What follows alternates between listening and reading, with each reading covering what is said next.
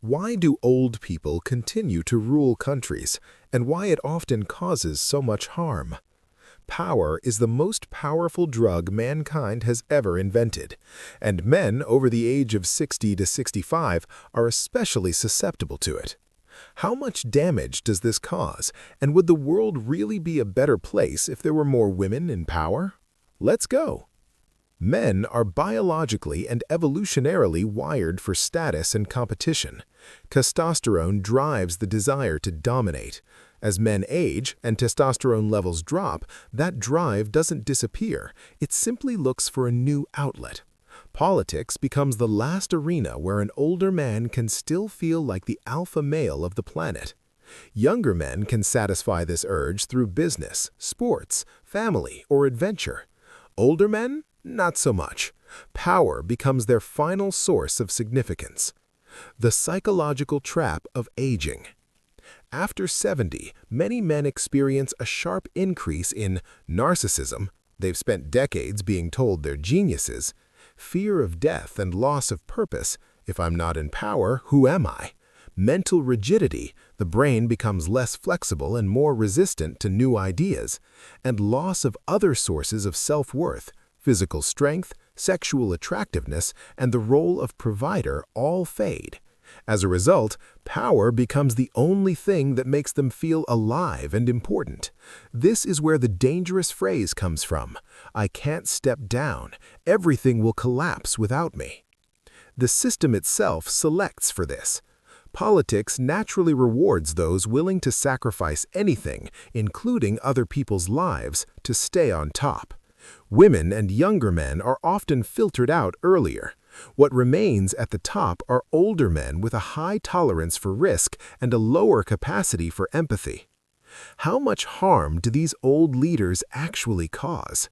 History shows a disturbing pattern.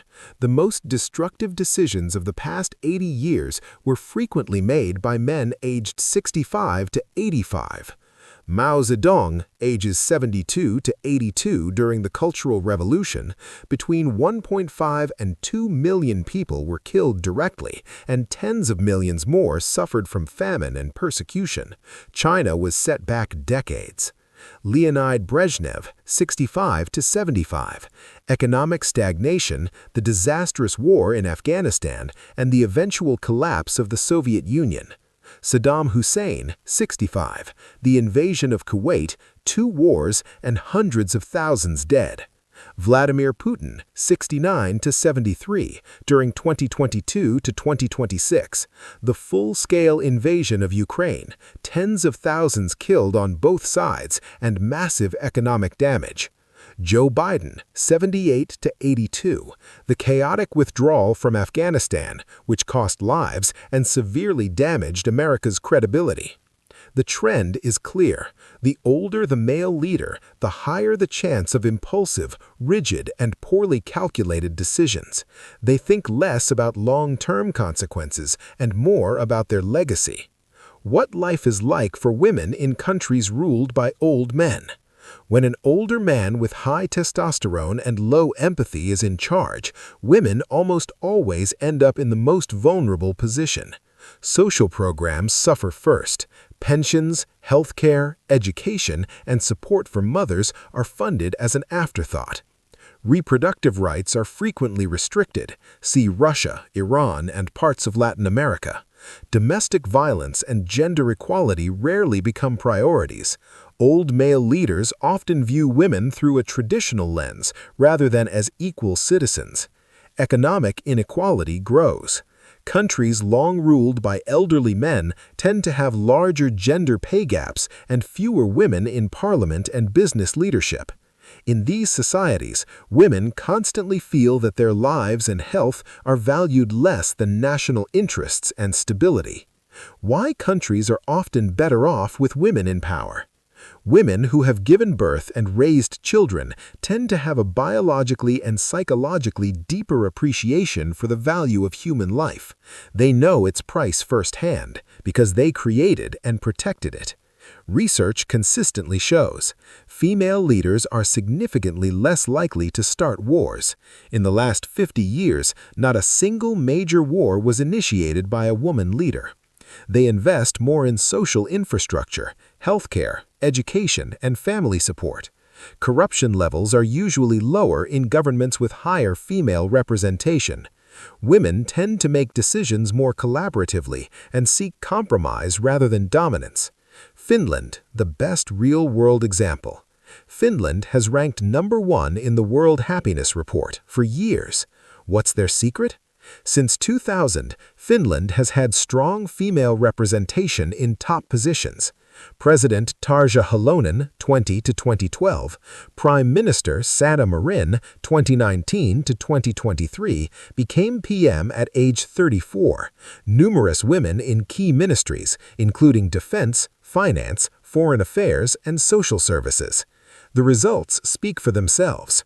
One of the lowest corruption rates in the world, excellent healthcare and education systems, extremely high trust in government, strong protection of women's and children's rights, calm and humane crisis management, COVID, energy crisis in 2022. Finns themselves say it clearly. When more women are in power, decisions become more humane, long-term, and focused on people's well-being rather than the leader's ego. We must avoid the opposite extreme. Not every woman is a great leader. Margaret Thatcher was famously tough. Not every old man is a disaster. Nelson Mandela, at 75, became a symbol of reconciliation. However, the data and psychology are clear. A system dominated almost exclusively by elderly men statistically produces more risk, more wars, more corruption, and more social injustice. The healthiest model is balance. Both men and women should have real influence. Leaders should rarely be much older than 65, 68. Empathy, long-term thinking, and the value of human life should be serious selection criteria, not just toughness and ambition. Final thought. Old men don't cling to power because they're the wisest. They cling to it because power is the last thing that makes them feel alive and important. That's exactly why they're often willing to pay an extremely high price for it, with other people's lives, well-being, and futures. Women who have given birth and raised children tend to have a deeper understanding of the true value of life. They are less likely to gamble with it for glory or legacy. Finland isn't a miracle. It's simply a country where this principle has been working in practice for decades. The world will become calmer, fairer, and happier when we stop believing that only an old man can be a strong leader. Strength is not only toughness. Strength is also the ability to value life. Thanks for watching.